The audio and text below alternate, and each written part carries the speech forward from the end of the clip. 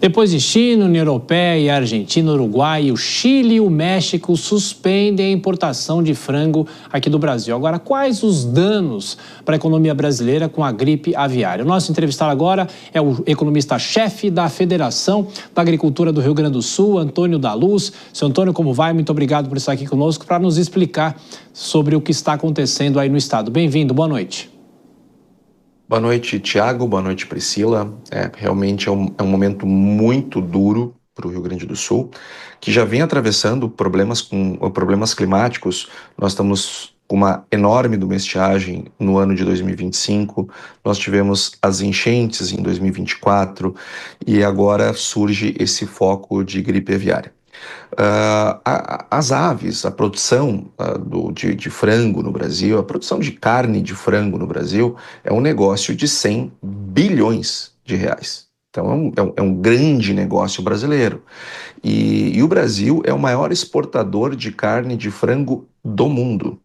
Só para nós termos uma ideia, o tamanho disso, Tiago e Priscila, se eu pegar o segundo colocado, que são os Estados Unidos, se eu pegar a União Europeia, que é o terceiro colocado, e somá-los, eles não atingem o tamanho do Brasil no mercado internacional. Por que esse dado é relevante? Porque se nós somos o líder, aonde o segundo e o terceiro colocado somados não atingem o nosso tamanho. Isso é para sinalizar a seguinte questão: não dá para o mundo ficar longe do Brasil. Então o Brasil tem um papel muito grande e, consequentemente, uma responsabilidade muito grande. Tiago, nós temos problemas de gripe aviária relatados no mundo desde 2006. Desde 2006. Nós não tínhamos tido nenhum episódio no Brasil. Nenhum, até este momento. Já há alguns anos, nós temos observado um aumento muito grande dos episódios em aves silvestres, ou também em aves que não são silvestres, mas que estão fora dos rebanhos comerciais. Porque o Brasil ele faz parte das rotas migratórias de aves, e esses vírus, então, eles andam pelo planeta. Só que o produtor de frango brasileiro, o industriário brasileiro, o sistema de vigilância sanitária brasileiro, ou seja, parte privada e parte pública, eles trabalham sempre com a guarda muito alta. Muito, muito, muito alta. Porque nós somos o maior exportador do mundo. Nós temos dezenas, aliás, eu acho que já são centenas de países que compram a carne de frango do Brasil e nós temos que obedecer centenas de legislações. Então, o que acontece? A cada legislação nova que nós temos que cumprir, a guarda fica mais alta. E isto fez com que o Brasil fosse, dos grandes produtores, o último a ter um episódio desses. Estados Unidos tem isso todo ano. A Europa tem isso todos os anos. Aliás, os Estados Unidos já abateu mais de 25 milhões de aves só no primeiro trimestre deste ano. E nós não tínhamos tido nenhum caso até então.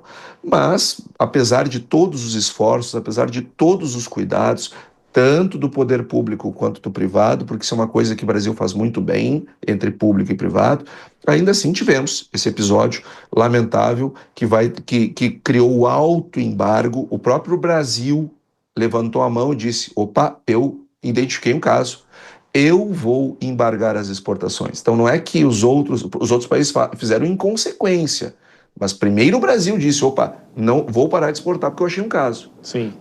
E como essa postura do Brasil ela foi muito firme das autoridades brasileiras e as empresas e as entidades são muito responsáveis, nós acreditamos que rapidamente isso irá se resolver.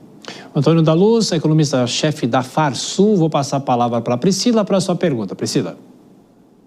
Boa noite, Antônio. Eu gostaria de saber, você disse aqui a problemática, né, já que o Brasil é relevante na exportação com relação à carne de frango, quais são os outros setores da economia que seriam de igual forma atingidos, né, com essa paralisação momentânea aí com relação a essa gripe aviária? Bom, eu vou usar o estado do Rio Grande do Sul, já que ele é o epicentro do problema. Priscila, a maior indústria do Rio Grande do Sul não é a indústria no sentido de CNPJ, tá? É no sentido de KNAI, ou seja, é o complexo, é a cadeia. A maior indústria gaúcha é a abates. Abates de frangos, suínos e bovinos. Abates é a nossa maior indústria. A segunda maior indústria é a produção de ração. Ou seja, o frango, ele é importante para a indústria de ração, que é a segunda maior indústria gaúcha, e ele é importante para a indústria de abates, que é a maior indústria gaúcha. E como essa é uma cadeia muito longa e muito complexa, nós temos uma enormidade de serviços associados à produção de frango. Então, esse não é um impacto que fica no agro, ele vai se espalhar na indústria e nos serviços, porque desde as embalagens aos rótulos, a indústria propriamente dita de abates, todo mundo tem um impacto muito forte no seu faturamento nessas próximas semanas, que podem virar meses. A princípio são 60 dias. Eu acredito que bem antes disso isso será resolvido, até porque o governo brasileiro ele tem um know-how muito grande, tudo foi feito da maneira certa.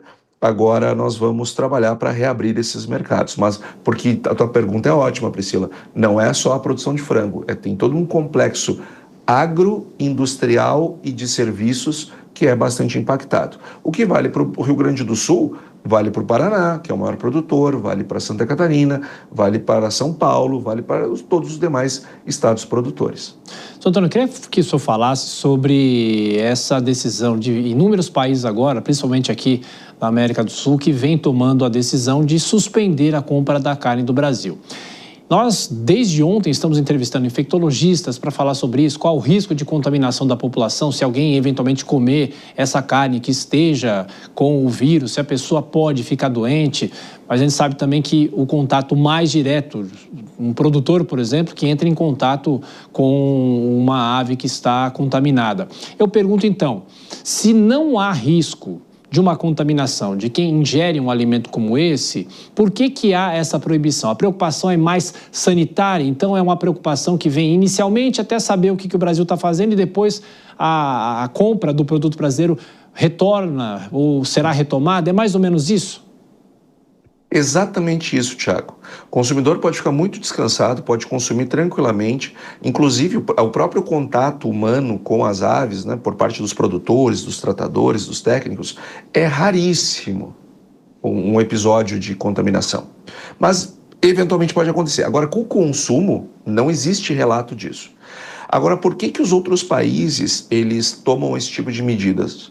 Para evitar o risco de transportar o vírus e esse vírus, então, ele contaminar rebanhos comerciais daquele país. E aí este país ter embargo. Então é uma medida de contenção da circulação viral. É por isso que os países tomam essa medida, eles estão corretos. Nós entendemos perfeitamente a situação e tanto entendemos que fomos o primeiro a levantar a mão, né? O Brasil é muito bom nisso. Ele tem um problema, levanta a mão, é a responsabilidade do líder. Somos o maior exportador líquido de alimentos do mundo. No caso do frango, somos o maior exportador do mundo. Temos um papel muito grande com o consumidor brasileiro e com o estrangeiro. E a gente manifesta essa responsabilidade com atitudes como essas que nós tomamos, que os países lá fora reconhecem, tomam essas medidas de precaução, mas logo, logo retoma com normalidade. Priscila, mais uma pergunta? Sim, Tiago. Antônio, tem alguma medida que a gente possa, nesse momento, encontrar para minimizar esses efeitos trazidos pela gripe aviária? Na sua opinião? Priscila, nós temos que aumentar os nossos acordos sanitários que trazem os embargos de país para a região. Então, por exemplo, no caso do Rio Grande do Sul, o Brasil, tá? O maior mercado brasileiro é a China. Mas, curiosamente, o principal mercado do Rio Grande do Sul não é a China, são os Emirados Árabes. Então, e com a China, nós não temos um acordo regional, com os Emirados Árabes temos. Então, o próprio Rio Grande do Sul vai seguir exportando carne de frango para os Emirados Árabes, só que não no raio de 10 quilômetros da onde teve aquele problema. Mas nas outras regiões produtoras do estado vão exportar tranquilamente, normalmente. E nós temos que acelerar esses processos de regionalização sanitárias para que justamente neste evento e nos próximos que eventualmente possam acontecer, porque nós estamos lidando com a biologia, nós estamos lidando com animais vivos, temos que prever essa possibilidade. Aliás, os nossos concorrentes acontecem direto. Uma vez estando regionalizado, nós vamos ter um impacto restrito àquele local e não no Brasil inteiro, como é o caso da China, que é o principal mercado do Brasil. Uma pergunta tentando, pelo menos, ir para o lado do consumidor aqui no Brasil, que vem sofrendo muito com a inflação, o ovo disparou, o senhor é economista, você sabe muito bem o que aconteceu nesses últimos tempos. Eu pergunto, esse caso da gripe aviária, essa situação com as decisões de se suspender a compra aqui do Brasil, efetivamente o que pode acontecer, apesar de ainda ser muito cedo, a gente não sabe qual a dimensão de tudo isso, mas efetivamente o que pode acontecer? Nós poderemos ter um aumento da inflação aqui ou, eventualmente, uma maior oferta dos produtos e até uma redução de preços? Eu acho que não vai acontecer nenhuma coisa nem outra, porque os animais que foram abatidos para conter o problema, eles sozinhos, né, só daquela empresa, daquele criador, não faz diferença no contexto nacional. Então, nós não teremos problema de abastecimento, que é o que faria com que os preços aumentassem no Brasil. Não temos, muito pelo contrário, a gente tem frango à vontade para o consumidor brasileiro. E aquele produto que deixará de ser exportado, uma parte dele também deixará de ser produzido. Então, eu não acredito que vá haver nenhum benefício, nenhum malefício para o consumidor. Agora, é muito importante ficar claro para o nosso telespectador que um celular é mais barato num país que é exportador de celular e não no importador. Um automóvel é mais barato num país exportador de automóveis e não num país importador. Um computador é mais barato nos países exportadores de computador e não nos importadores. As carnes, os alimentos seguem a mesma regra. Quanto mais nós exportarmos, mais nós vamos produzir. E quanto mais nós produzirmos, sempre será maior a disponibilidade interna, o que faz com que os preços no país exportador sejam mais baixos do que nos países em destino. Então, é importante que se resolva logo essa questão para que não crie um problema para o consumidor lá na frente. Mas aí nós estamos falando bem lá na frente, aí nós estamos imaginando um cenário bem mais drástico, de descontrole da cadeia, algo muito mais grave, que eu não acredito que irá acontecer. Agora, se nós perdêssemos essa veia exportadora para sempre, aí provavelmente nós teríamos problemas de preço subindo no Brasil. Antônio da Luz, economista-chefe da Farsul, muito obrigado mais uma vez pela entrevista à Jovem Pan, pelos esclarecimentos. Estaremos sempre de olho nessa situação da gripe aviária. Um grande abraço, bom fim de semana. Até a próxima. Bom final de semana, Thiago. Bom final de semana, Priscila e toda a audiência da Jovem Pan.